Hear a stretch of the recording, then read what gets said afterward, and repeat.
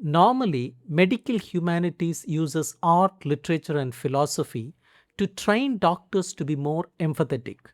Medical students read poems and stories about sick people so they can see the human being behind the medical chart.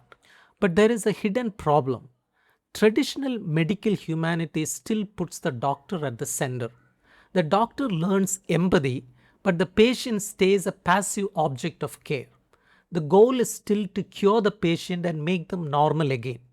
A Crip Medical Humanities turns this upside down. It centers disabled people, not doctors. It asks whether cure is always good, and it treats disability as a valid way of being human, not a tragedy. Cripple was once a cruel insult used to hurt disabled people, but many social justice movements take slurs and reclaim them as sources of pride. Think of how queer was once an insult against gay people, but now many proudly call themselves queer. The same happened with Crip. Disability activists turned this old slur into a powerful political identity. To Crip something means to look at it from the perspective of disabled people. It means questioning everything society calls normal, healthy, or natural. The old way says disability is a problem inside a person's body that needs fixing. The Crip way says disability is mainly about a world built only for able bodied people. If a wheelchair user cannot enter a building, the problem is the stairs, not the chair. So, a Crip Medical Humanities shifts attention from fixing disabled bodies to fixing the world that excludes them. Most people think cure is always good, but society is obsessed with cure to the point of harm. It treats disabled bodies as mistakes that need elimination. It tells disabled people about their lives are not worth living unless they can be fixed. Think of typical illness stories in movies. A person gets sick, suffers, a doctor saves them, they are cured, and life returns to normal. This story comforts able bodied people because it makes disability seem temporary. But many disabilities cannot be cured: chronic pain, spinal injuries, autism, blindness. When culture says cure is the only happy ending, what does that mean for people who cannot be cured? It tells them their lives are tragedies. Equipped Medical Humanities rejects this. Many disabled people do not want or need a cure. They need ramps, sign language interpreters, flexible work hours, and freedom from shame. Cure should not be the only goal. Sometimes the goal is helping a person live a good life with the body they have. Disabled people experience time differently from able bodied people.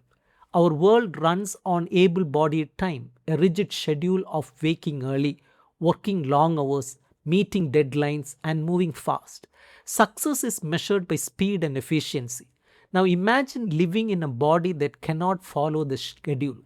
A person with chronic fatigue might need 3 hours just to get out of bed.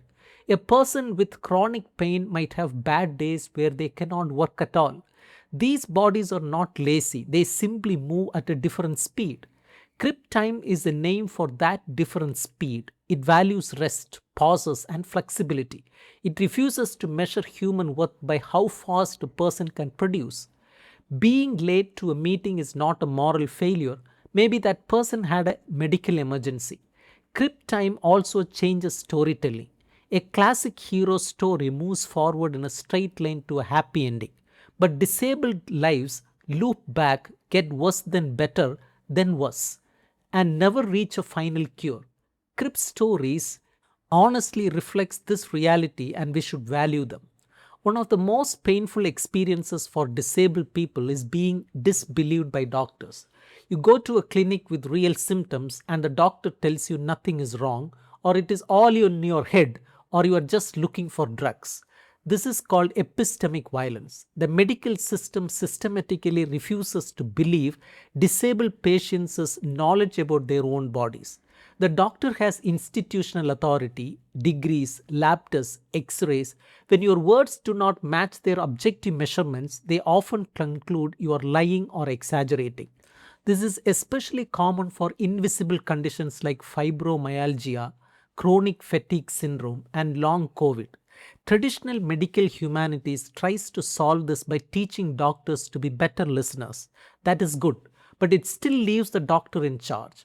A Crip medical humanities demands something more radical. Disabled people are experts, they have knowledge that medical textbooks lack. The solution is not kinder doctors, but giving disabled people real power over their own care. Disability never exists alone. It is always shaped by race, gender, class, and sexuality. During slavery in the United States, white doctors created fake theories that black people had smaller brains, thicker skin, and higher pain tolerance. These lies justified enslaving black people. This medical racism continues today. Studies show black patients receive less pain medication than white patients with the same injuries. Black women's pain is more likely to be dismissed as exaggerated. The same pattern exists for queer and transgender people. Until recently, being gay was officially classified as a mental illness. Being trans was also classified as a disorder.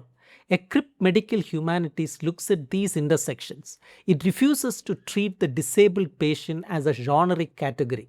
Instead, it asks, how does a disabled black woman experience the medical system differently from a disabled white man? The answer is that the medical system was built by and for privileged people, and it continues to harm those at the crossroads of multiple oppressions. Western culture is obsessed with independence. We are told the goal of life is to be self reliant. Needing help is a sign of weakness or failure. This is a lie. No human being is truly independent. You did not build the roads you drive on or grow all the food you eat. You depend on thousands of other people every day. The difference is that able bodied dependence is invisible because the world is built for them. Disabled dependence is very visible. When you use a wheelchair or need help bathing, everyone can see you need support. Crip theory replaces the myth of independence with the reality of interdependence. All human beings need each other. We all give and receive care. There is no shame in needing help. During the HIV/AIDS crisis, when the government ignored sick gay men, queer and disabled communities built their own care networks. They fed each other, held each other, and buried each other. This is a beautiful model for medicine. Care as a shared community project, not a one-way gift from powerful doctors to helpless patients. What makes a human life valuable? In our capitalist society, the answer is often productivity. You are valuable if you can work, earn money, and contribute to the economy. If you cannot work because of disability, you become a burden. This is called biopolitics. The government uses medical categories to decide which lives are worth supporting and which can be abandoned. A Crip medical humanities rejects this completely. A human being has value simply because they exist. You do not need to work to deserve dignity. You do not need to be cured to deserve care. People with severe cognitive disabilities who will never hold a job are just as valuable as any CEO. Their worth is not measured in dollars but in their humanity. When we stop measuring people by productivity, we can build a society based on care, where rest is valued, no one is abandoned, and everybody is welcome. Traditional literary criticism often uses disability as a metaphor. A blind character represents spiritual guidance. A deformed character represents evil. A cured character represents redemption. This is harmful. It reduces real disabled people to symbols for able bodied readers. A Crip Medical Humanities reads differently. It looks for stories that refuse to use disability as a cheap metaphor. It celebrates stories that break the rules of normal storytelling. Stories that stutter, loop around, refuse to end neatly, and mirror the real rhythms of disabled life. A memoir about chronic pain might not have a happy ending. The person might not get cured. The book might end with them still in pain but still alive and finding small joys. An able bodied reader might find this unsatisfying. A Crip reader finds it honest and powerful. The goal is not inspiration or comfort for able bodied people. The goal is truth about living in a disabled body in an ableist world. A Crip Medical Humanity is not just a way of reading books, it is a new way of thinking about health, medicine, and human value. It centers the wisdom of disabled people instead of the authority of doctors. It questions the obsession with cure. It celebrates different rhythms of time. It exposes how the medical system believes and harms marginalized patients. It replaces the myth of independence with the reality of interdependence. It insists human worth cannot be measured by productivity. This work is hard. It requires questioning things we have learned since childhood.